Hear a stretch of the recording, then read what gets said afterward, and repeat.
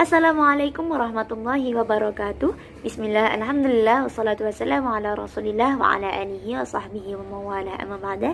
Yang terhormat Bapak Muhammad Asy'ari MHI selaku dosen pengampu mata kuliah pembelajaran fikih kelas E serta teman-teman yang berbahagia. Puji syukur kita panjatkan kehadirat Allah Subhanahu wa taala atas limpah rahmat taufik serta hidayahnya sehingga kita dapat melaksanakan pembelajaran pada hari ini dalam keadaan sehat walafiat. Salawat serta salam semoga tetap tercurah limpahkan kepada junjungan kita Nabi Muhammad SAW yang mana kita nanti syafa'an beliau di yaumil qiyamah nanti. Baik, di sini kami dari kelompok 6 yang beranggotakan saya Saniatul Azizah bersama dua rekan saya Fatati Nuriana dan Irsa Arsita Devi. Di sini kami akan menyampaikan materi dengan tema kurban dan akikoh. Sebagai seorang umat muslim, pastilah sudah tidak asing dengan dua istilah tersebut. Baik, langsung saja kita bahas untuk yang pertama adalah kurban. Pengertian kurban. Kurban sendiri diambil dari kata bahasa Arab yakni koroba yang artinya adalah dekat. Maksudnya di sini adalah mendekatkan diri kepada Allah dengan cara mempersembahkan sesuatu baik dalam bentuk barang maupun dalam bentuk ibadah-ibadah tertentu. Adapun dalam konteks ini yang dimaksud dengan kurban adalah lebih kepada bentuk material atau kebendaan. Adapun secara lebih spesifik dalam Islam menyebutkan bahwa kurban sama artinya dengan hadiah, yakni hewan sembelihan yang digunakan untuk berkurban. Adapun menurut syariat, kurban diartikan sebagai menyembelih hewan tertentu pada hari raya Idul Adha dan hari Tasyrik, yakni 11, 12, dan 13 Dzulhijjah yang diniatkan untuk mendapatkan ridha Allah Subhanahu wa taala. Dari pengertian-pengertian yang telah disebutkan, maka dapat kita tarik kesimpulan bahwa kurban adalah menyembelih hewan tertentu pada hari raya Idul Adha dan hari-hari Tasyrik yang diniatkan karena mendapatkan ridha Allah Subhanahu wa taala dan untuk mendekatkan diri kepadanya serta untuk melaksanakan perintah dari Allah. Adapun dalil perintah pelaksanaan kurban ini terdapat pada Al-Qur'an, sunnah maupun ijma' para ulama. Adapun salah satu dalil yang menyebutkan mengenai perintah dilaksanakannya kurban terdapat pada Quran surat Al-Kautsar ayat 2 yang berbunyi Bismillahirrahmanirrahim Fasalli li rabbika wanhar, yang artinya maka dirikanlah salat karena Tuhanmu dan berkurbanlah. Nah, dari dalil tersebut kemudian para ulama menyepakati bahwa perintah dilaksanakannya kurban dalam Islam ini disyariatkan.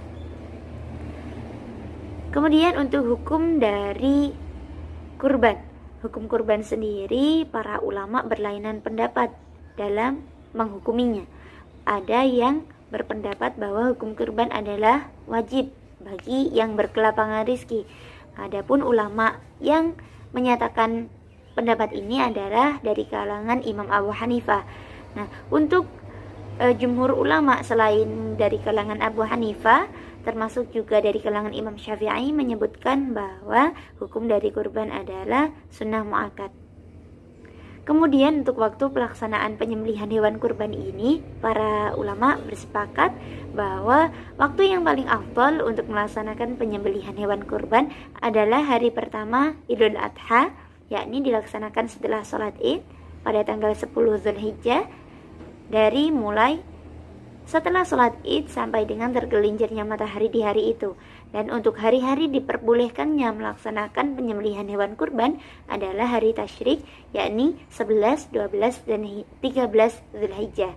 Adapun penyembelihan yang dilaksanakan sebelum hari tersebut maka dihukumi tidak sah, yakni dianggap sebagai penyembelihan biasa, bukan sebagai penyembelihan untuk kurban.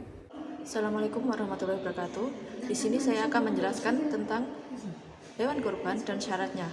Hewan yang dipergunakan untuk kurban rata-rata merupakan hewan ternak yang meliputi onta, sapi, kambing, dan juga domba dan kerbau. Syarat dari hewan-hewan yang dikurbankan hendaknya merupakan hewan yang saniyah atau musinah, yakni hewan yang telah berganti giginya, yaitu untuk batas usia hewan yang dapat digunakan untuk kurban adalah untuk domba berumur 1 tahun dan memasuki tahun kedua. Untuk kambing berumur 2 tahun dan memasuki tahun ketiga. Untuk sapi berumur 3 tahun dan memasuki tahun keempat. Untuk unta kira-kira berumur 5 tahun dan memasuki tahun keenam. Yang terakhir adalah hikmah kurban. Yang pertama, mendapatkan cinta dari Allah Subhanahu wa taala. Yang kedua, sarana mendekatkan diri kepada Allah Subhanahu wa taala. Yang ketiga, mengharapkan kesucian diri dan hartanya. Yang keempat, sebagai penebus dosa untuk mendapatkan ampunan. Yang kelima, memperbanyak sifat terpuji dan menghilangkan sifat tercela. Yang keenam, meningkatkan kasih sayang. Yang ketujuh, melaksanakan syiar Islam dan juga sunnah Nabi. Berikutnya kita akan masuk pada penjelasan tentang akikoh. Yang pertama adalah pengertian akikoh. Akikoh adalah hewan yang disembelih untuk anak yang baru lahir, atau kata dari akikoh berasal dari bahasa Arab yaitu al-akikoh, yang memiliki makna rambut yang tumbuh di atas kepala bayi sejak dalam perut ibunya hingga tampak pada saat dilahirkan. Sedangkan menurut bahasa, akikoh berarti bulu atau rambut anak yang baru lahir. Sedangkan dalam makna istilah, artinya menyembelih hewan untuk kelahiran anak laki-laki atau anak perempuan ketika masih berusia 7 hari atau 14 hari atau 21 hari.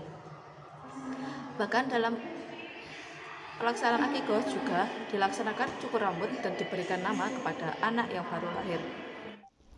Materi yang selanjutnya adalah waktu pelaksanaan akikah. Menurut banyak ulama, akikah itu hanya berlaku bagi anak kecil.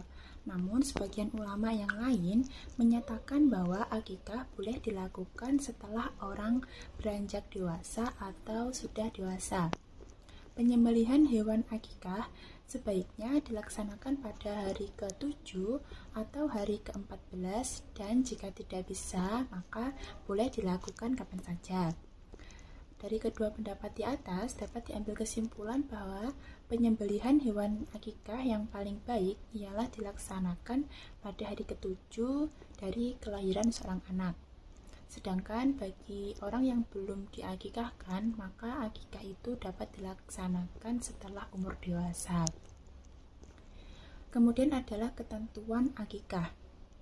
Ada 2 hadis yang menerangkan tentang jumlah binatang akikah yang disembelih untuk seorang anak.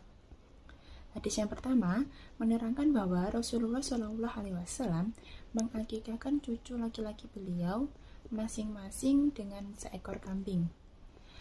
Sedangkan hadis yang kedua menerangkan bahwa seorang anak laki-laki diakikahkan dengan 2 ekor kambing, sedang anak perempuan diakikahkan dengan seekor kambing saja.